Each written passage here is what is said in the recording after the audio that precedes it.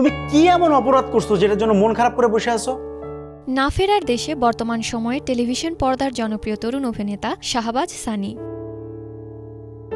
রবিবার দিবাগত রাতে রাজধানীর একটি বেসরকারি হাসপাতালে শেষ নিঃশ্বাস ত্যাগ করেন। তার মৃত্যুর খবরটি নিশ্চিত করেছেন অভিনেতা জিয়াউল ফারুক অপূর্ব।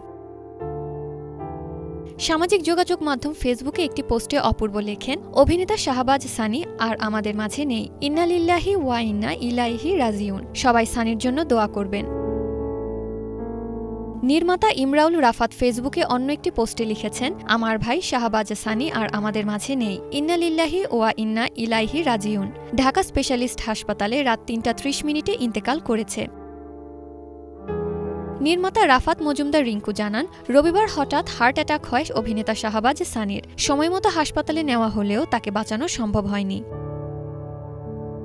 নির্মাতা ইমরাউল রাফাতের কাছে আসার পর নাটক দিয়ে শোবিজে যাত্রা শুরু করেছিলেন শাহবাজ সানি। অল্প সময়েই অভিনয় গুণে দর্শকের প্রিয় হয়ে ওঠেন। ২০১৮ সালে আব্দুল্লাহ নাটকে তাকে প্রথমবার কেন্দ্রীয় চরিত্রে অভিনয় করতে দেখা যায়। নাটকটি প্রচারের পর দর্শক মহলে প্রশংসা পান এই তরুণ তুর্কি।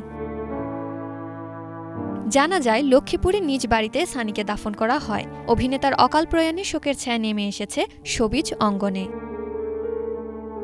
Banglavision news desk.